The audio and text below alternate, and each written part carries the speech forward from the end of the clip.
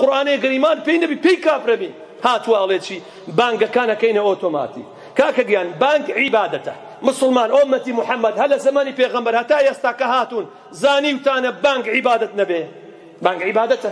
عیبادەتیش کەواتە عەمەلی ئەوێ نیەتی ئەوێ ئەو جیهازەی کە دێ بانگەدا ئەمە نیەتی هەیە ئەمە عەمەلی هەیە ئەمە عیبادەتە ئەمە عیبادەتە فەرض الکیفایە ئەگەر ئومەتێک بانگ نەدا گوناحبارە بێ ئومەتێک بانگ نەدا گوناحبارە بێ جیهازدانان بۆ مزگەوتەکان و بانگ بدا لە جیاتی خەڵکی ترەجا بەهانەها سبحان الله يحرفون الكلمة عن مواضعه دەنگی نەخۆش وانە بە هەمی بکەنی یەک بانگ و بێک لەحزە و دەنگی خۆش و کوڕە بڕۆ سەختەکار بڕۆ تۆپ و سارۆخانە ڕاگەر بەسەرەوە ملەتێک کە لێدرێ بڕۆ مخابەڕاتە و دەستانە لادە کەس نازانێت چێ حاکمە چێ مەحکومە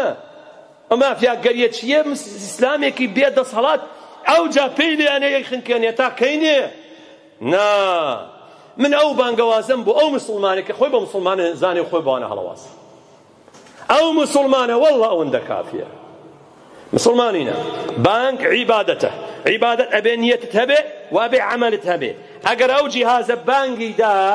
ئەمە معنای ئەوە نییە ئەو جیهازە عیبادەتە ئەکەونیەتی هەیە ئەمە یەک دوو لەوانەیە ئەو بانگدەری کە لێرە سجل کراوە ئەسڵەن هەنەماوە مردووە ئەسڵەن هەنەماوە مردووە سێ ئێستا مات العیبادەتە پێغەمبەر فەرمی عەلەیهی الصلاة والسلام إذا سمعتم المؤذن يؤذن فقولوا مثل ما يقول گوێتان لێبوو کابرای بانگدەر بانگیدا ئەو چ دەڵێ ئێوە شواب لەهەن جوابی بانگ بدەنەوە کەواتە ئەو جیهازە کە بانگەدا من نەڵم اللهم رب هذه الدعوة التامة نەخێر ناڵم بەر ئەوەی ئەمە ئینسان عیبادەتە ئەوەی کە پێغەمبەر داوام لێ ئەکا ئەبێ ئەمە زیندوو بێ ئەی کوانێ وەزارەتی نیفاق کوا مەلاکان کوا ولیژنەی فتوە ئاگادەیەتی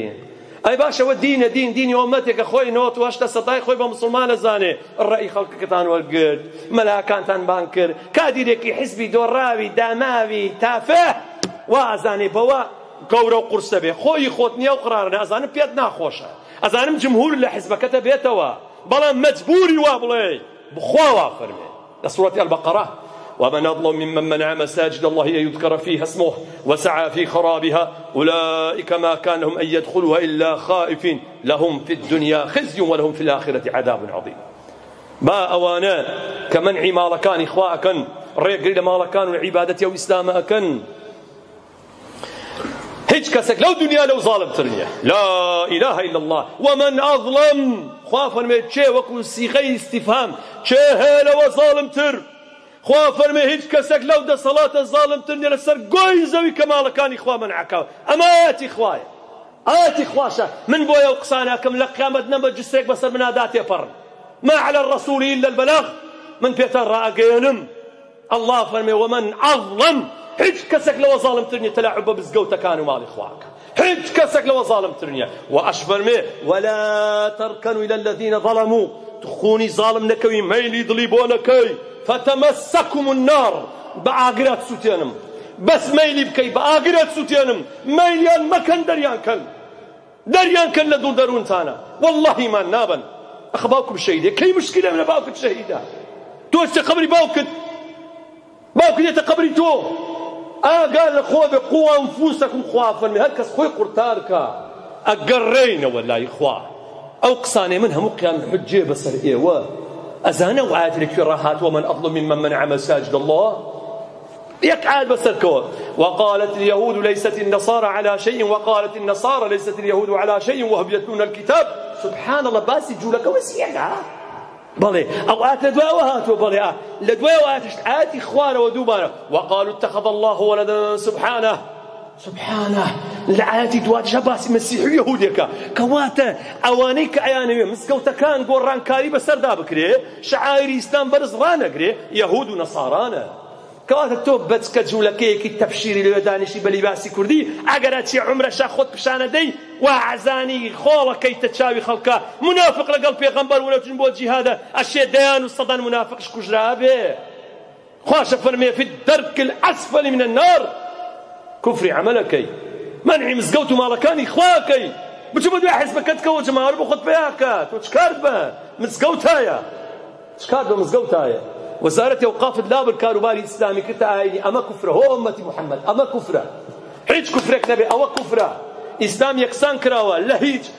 قانوني هيج ولاة كاواني حتى لا اثيوبيا كمسيحي حكمك الاشتباطيانية كاروباري إسلامي حالي هي حالي خويتي أو هستاون إسلامية زردشتية كاكائية بهائية يهودية نصرانية مسيحية حمية ناو ناو كاروباري آيني يعني آين كان هم يكن جقلوا لا تربية شكا أشتكان لسر مالو من داري بقى قورن من دار كمان لسر وقوراكن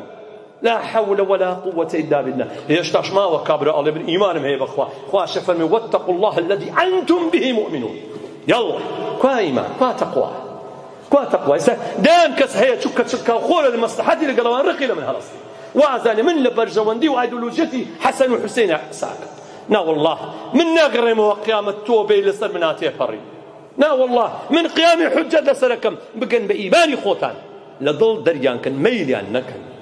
بزمان دفاعيان ليه مكان خلق كان هان مدن بو أوان دعوة كان من الله خواه هدايات ما مدت بويا قمن التي كنت توسقاه إسلامي تدا ما بتشون قبولك بجهازك بانجي بوبدا شون عبادته الله أكبر الله أكبر الله أكبر كبان قدره هاتي الشياطين هلدي أوان قبولناك أنا والشياطين أنا هلين شوك أخوان بونة الشياطين قرصن بالله أكبر لا إله إلا الله لبلنقوا كان برز بكريتوا أو الشريخ خواسيه شون قبولك لا إله إلا الله